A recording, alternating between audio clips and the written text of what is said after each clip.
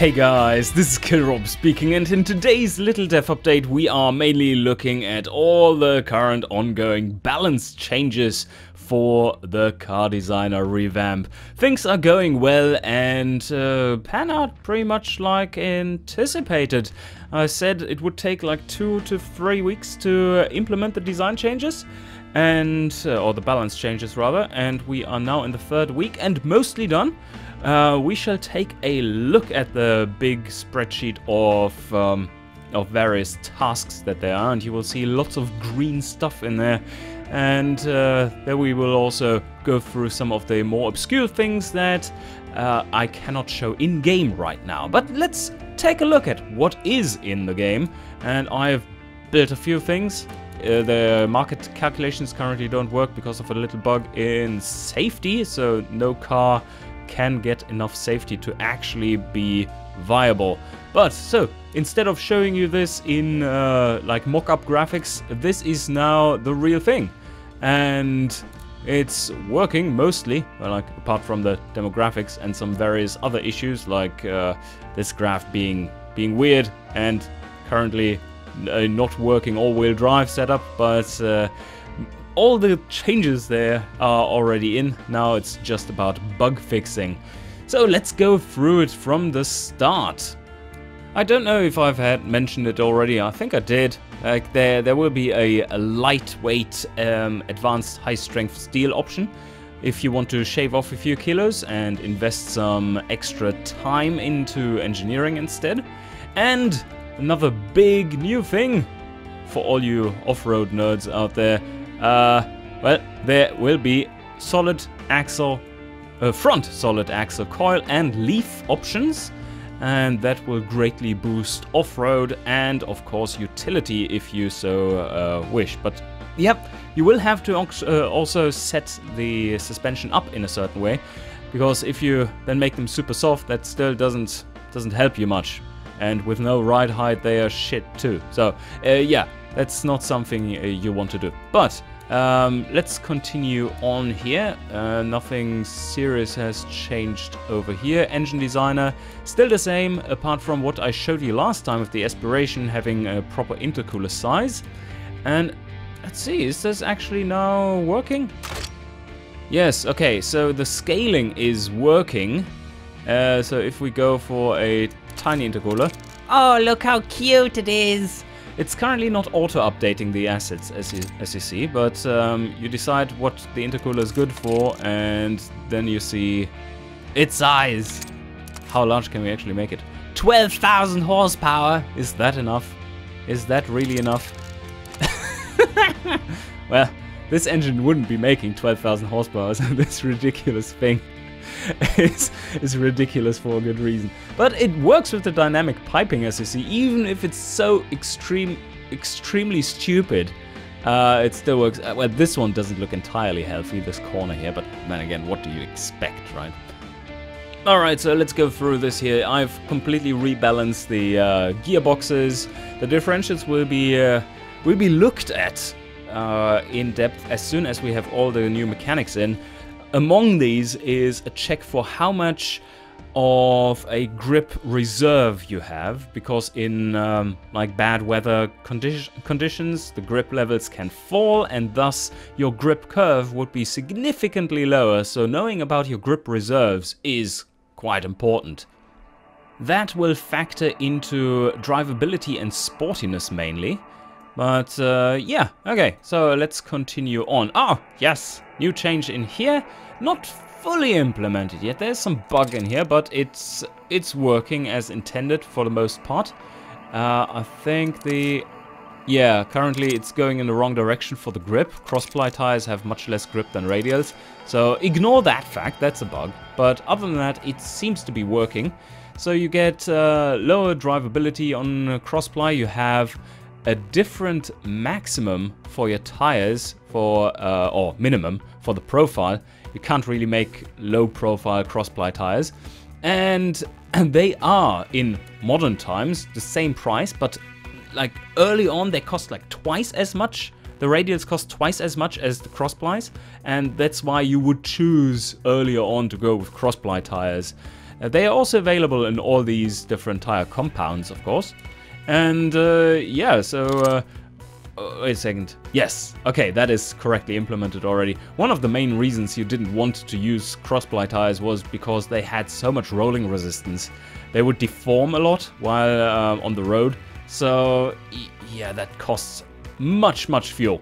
So you wouldn't want to use those as soon as the oil crisis starts, which was one of the major triggers historically, while the US, which was super late with the cross-ply tires, switching them out to radials, finally decided to get rid of them. Oil crisis and shit. While in Europe, they were in use in the mid-50s already. They do have one big advantage though, and that is that they are very comfortable on the road. But sportiness is bad, and yeah, overall I think it's a really interesting choice, especially with the de-escalating price curve of the radials. A fix to this slider functionality is in already, and yes, you wonder, when are these angle settings coming back? They will be coming back with this major update. So yeah, they are not in here yet either, but we will re-implement the arrow settings so that your lips and wings actually have functionality. But this slider is now actually useful.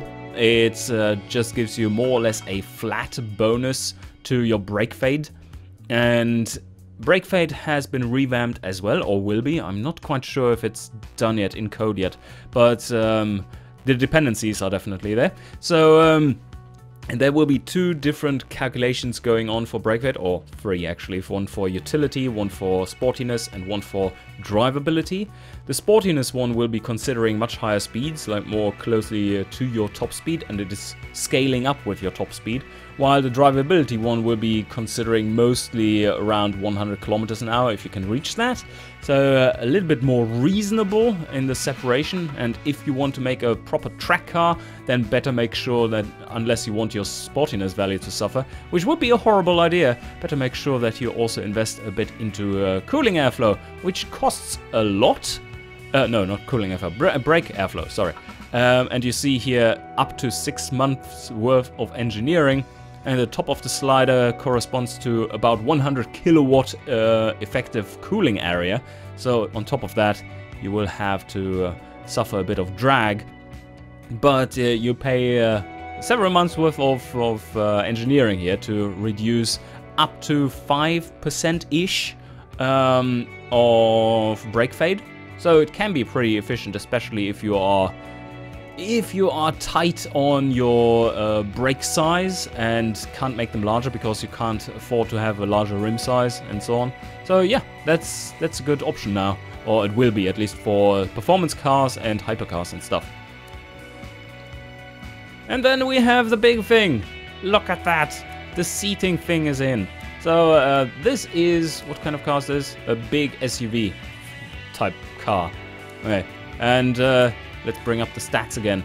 So currently a 6-seater, very luxurious setup, and you have full optionality here. Options here. You can't remove the second row, but keep the third row. That's why it got stuck there. And you can make it a +2, a 2-star setup. 2 shitty chairs in the front if you want, but also you could make it a single-seater. Single-seaters are very lightweight and sporty, but not really good for an SUV. But let's see. So currently you have 2 cubic meters of passenger space and 2.6 cubic meters, 2.7 cubic meters of cargo volume. This here is, because it's not a proper cargo setup for this one, this volume is cut in half, the gain is cut in half. But let's try out what we can make here. If we put it in you could make up to 9-seaters. So let's make it a kind of very practical. Oh, practicality is through the roof. Do you see this? Yes. So practicality scales a lot with this, as do the Prestige and stuff. Look at the Prestige. This is +3, this is even worse. Yes, 29 there from 25. So, yeah, that makes a big difference to your setup. And now let's see how much cargo space we have now. Just 575 liters and 5 cubic meters of passenger space. So we have made it such that the cargo space is, or the car cabin space is split up into sections according to the rows in there, and you can fill them with what you want, and depending on what you fill them with, you get different stat bonuses and penalties, and overall that gives you a lot more choice for customizing your cars. And yeah, if you want to have a bit more of a utility vehicle, you might want to go with this and get some extra cargo space. There you go, almost 2 cubic meters there. And if we, and 3.5 there, yes, that's correct. And if we add the +2, we kind of cut that back significantly, because there needs to be space, and you only end up with 575. But a very high practicality, because of course you can fold them down and use it as some kind of semi-cargo space, or throw your groceries in there. So pretty cool stuff. There's barely any stat that doesn't get a revamp, and much of the different dependencies have already been put in, like extra values here. They are probably not displayed here yet, but in code they are already active. And the safety does get proper base stats here, and they will be the base safety from the car body, then the weight of the car, as is here now, and then the additional one will be footprint. The larger the car is, the safer you can make it for the same amount of effort. And utility is completely revamped, as is practicality. Practicality is basically completely remade, as is... where is it? Where is it? Here. Yes, environmental resistance is now finally properly implemented with new dependencies and all kinds of good stuff. And then utility will be completely revamped. We will get a towing stat, and yeah, some categories. Oh yeah, I need to talk about that. I don't know. Are they already in? It's hard to keep track of that. Reliability. Let's see. Heavy delivery. Heavy delivery. Does it have that already? No. Okay. The extra stats aren't in here yet. So the delivery segments will now actually care about having vans as like the van flag, while for instance the utility categories. So these categories will care about having a pickup. Yeah, so there will be more useful stuff like this going on. They will get a bonus for you choosing a pickup body. The warning system is fully functional already, as is this table, apart from summing up the totals. This worked at some point. I don't know why it's no longer doing that. But yeah, so now we have all the data in here for the various sections, so that you can keep track of what's going on, where you're spending all the time and money. And yeah, overall, pretty good. Let's take a look at the spreadsheet and see how far we have come and what more is to do. Before we go to the big spreadsheet of the various tasks and their completion state, let's have a look at how the demographics have shapen up. I've made a lot of changes to the tastes of the demographics, and in general made them a little bit more extreme, so that we get less overlap between the categories. I think they were very close together. It worked in general, like the system itself works really well, but I think we need overall somewhat more separation, so that it's more difficult to cater to many markets with the same model. And that is in general achieved not only by the new seating system, which we have implemented here with these minimum and maximum number of seats. For instance, let's take a look. The +2 options, like when you have 2 shit seats in addition to like 2 normal ones, that will give you access to more demographics, basically, because if you don't have the correct number of seats between the minimum and maximum, then you will have a flat desirability penalty multiplier to your desirability score of that car, and thus you will score much lower in those categories. And if the demographics would have worked, I could have shown you that while I was showing you and cycling through the different seat options, because only the track demographic actually would even accept a single-seater, while the light sport category only really accepts two-seaters because everything else is too heavy, right? But you could make a light sports car with a 2+2 option, because then the +2 doesn't really count. So that gives you a kind of spread in the number of seats you effectively have, and that would allow you to also count it as a fun car, which has a minimum of 4 seats.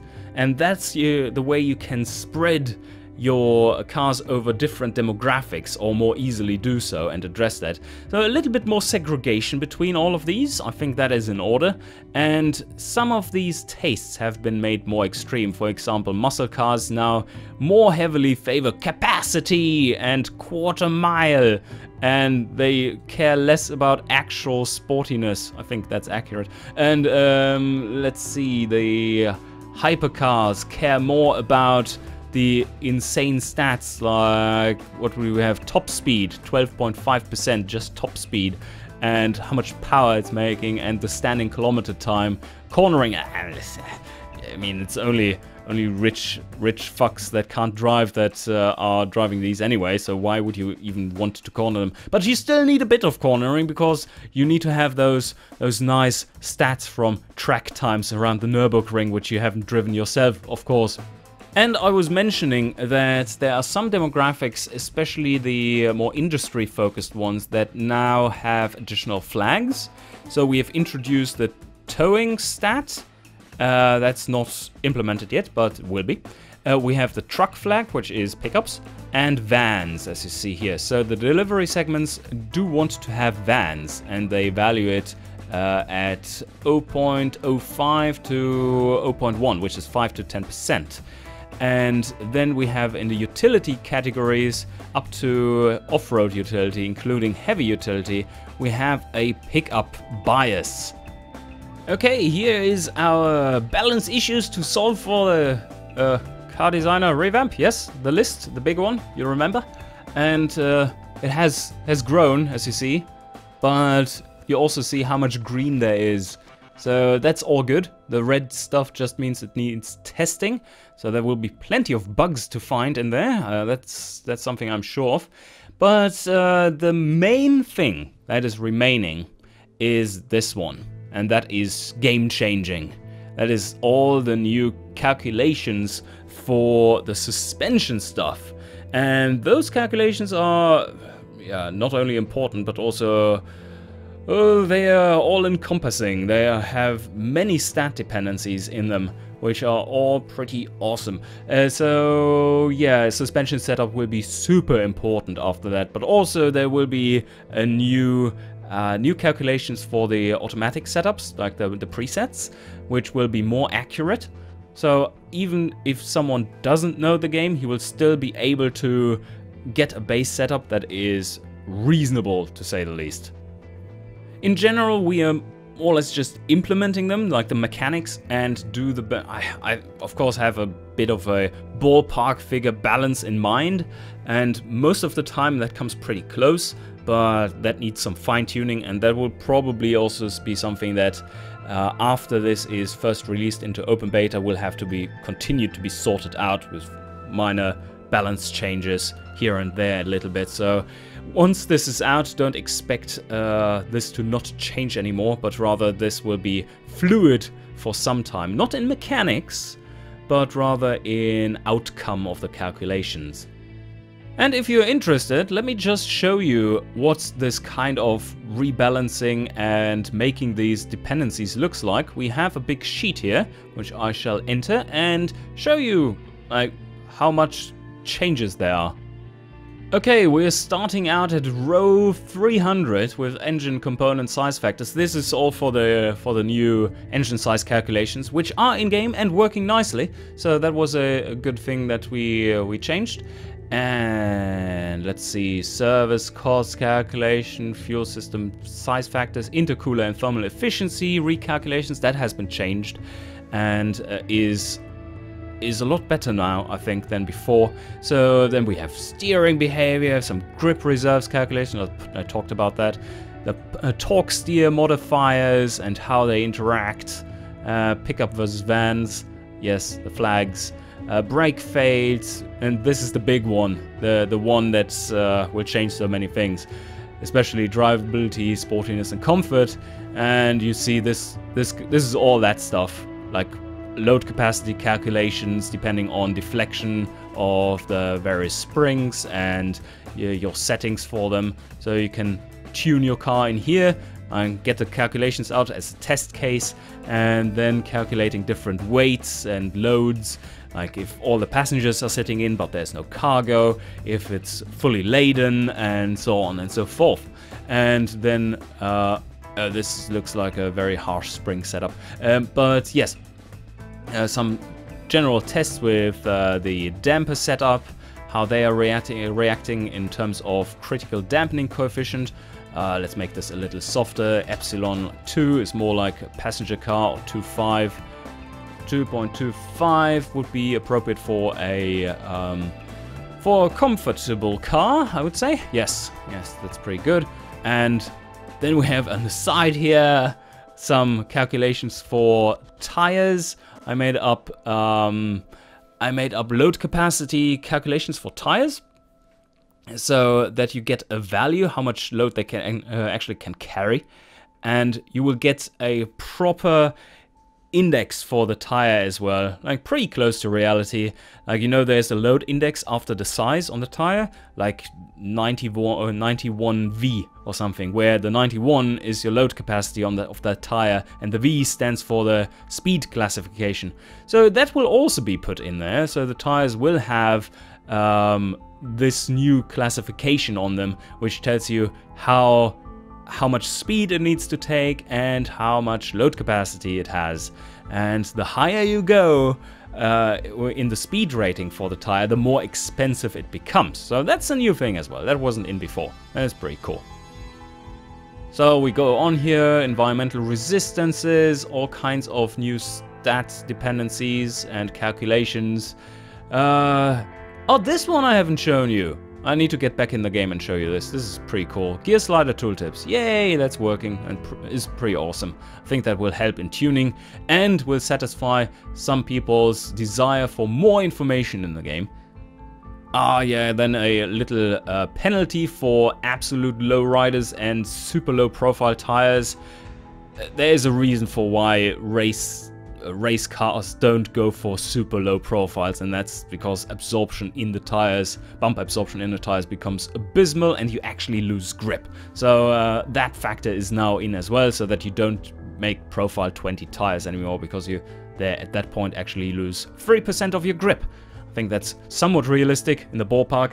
And then all the seat configurations. Yes, here you have a complete overview of all the stat dependencies currently for what choice you have in the first row, second row, third row, and some examples of what that comes out as. And this is basically the way I do all the rebalancing. Make up a few test like new dependencies, make a few test cases, see if that works well with the current balance and or the game mechanics in general, and then we implement it from there.